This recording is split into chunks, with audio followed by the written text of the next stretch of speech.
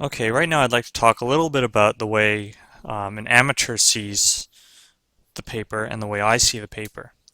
An amateur has to deal with something I'd like to call the barrier effect. And that is that they see the flat piece of paper. Everything that they draw takes place on a flat two-dimensional plane.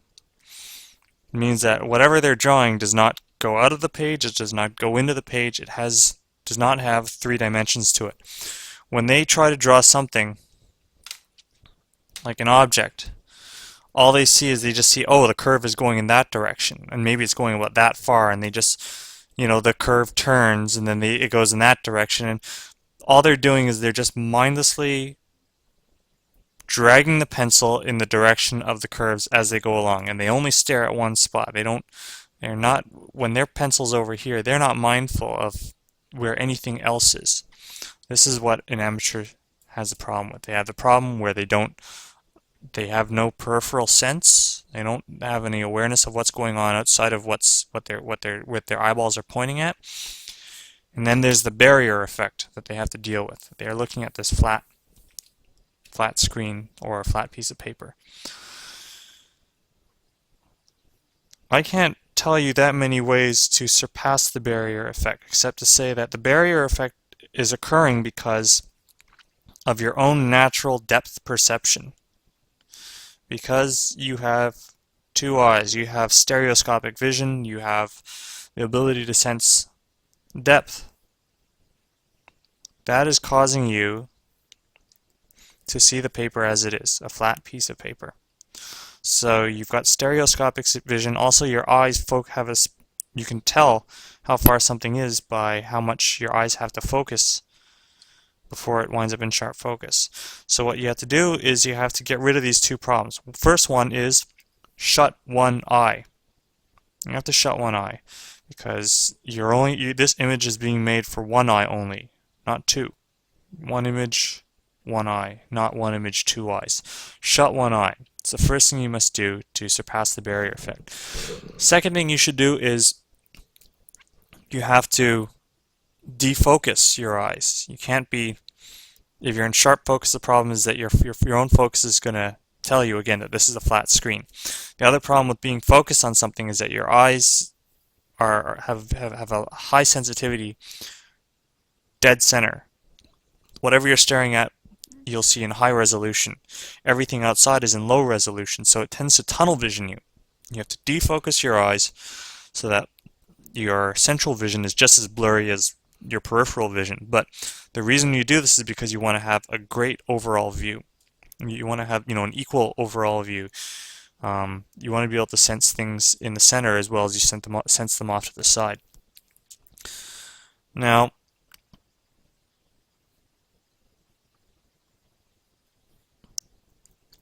once you can surpass the barrier effect, you still have to, surpassing the barrier effect entails being able to sense when things are going into and out of the page. Being able to sense depth and space. Here's an example.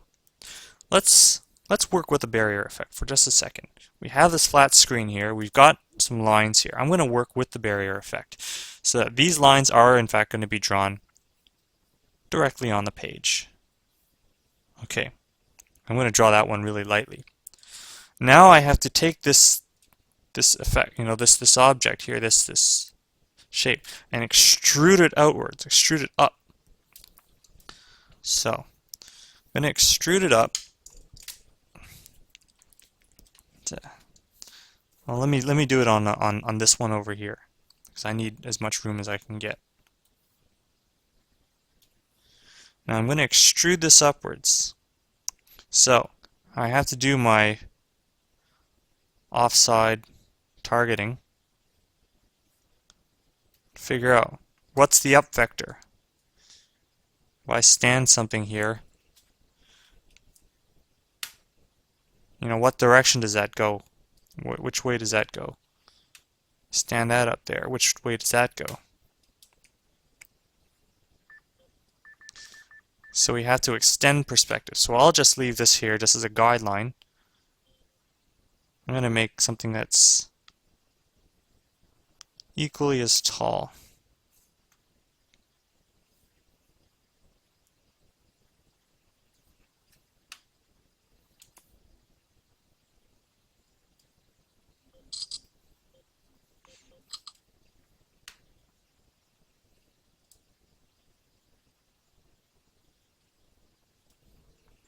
Yeah, okay, there we go.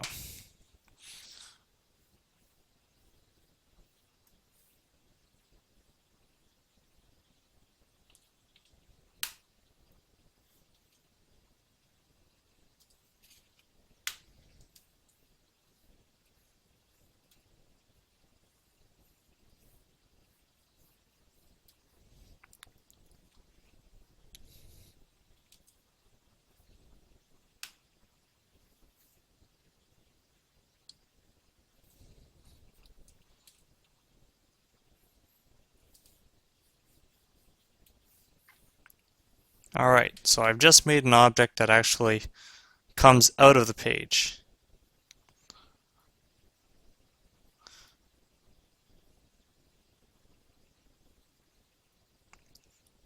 So what you have to do is you have to be not just aware of your paper surface, but you have to be aware of everything that's going on outside of the paper surface.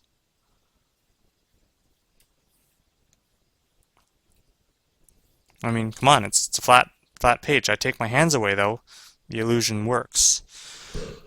Now let's look at my hand, for instance. Look at the shadowing, look at the lighting on my hand. Okay, lighting coming from this direction. Cast the shadows in the same direction. Let's see, I think this one probably goes about that direction. It's kind of hard to tell because I got all these little indicators that are showing up in my my viewfinder on the camera.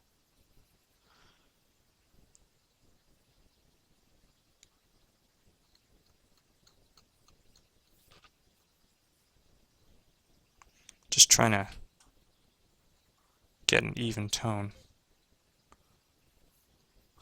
Okay, so I mean, yes, I can go in and I can falsify the shadow. I have to shadow this entire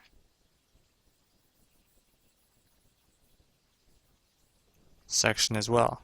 Okay, so actually, let's see, how far is that shadow going to go? Because that shadow is going to go right across the page, isn't it?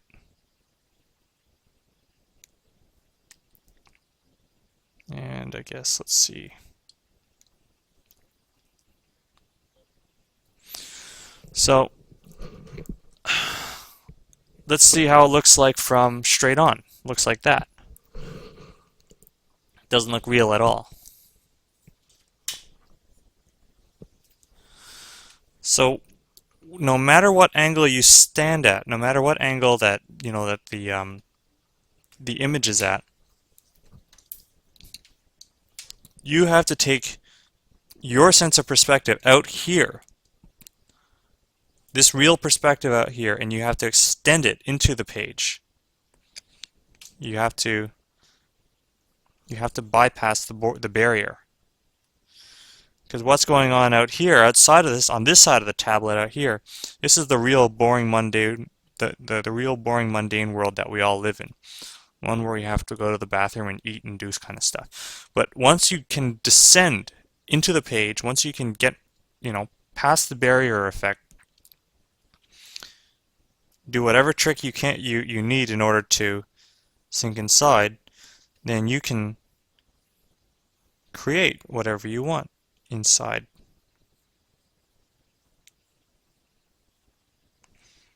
And the purpose of a rough sketch and the purpose of creating guidelines is to create a few lines which have already surpassed the barrier effect, which are already inside the barrier, and that you can see what's going on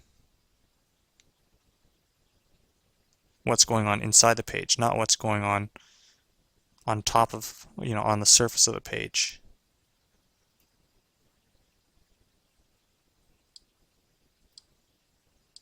So that's that.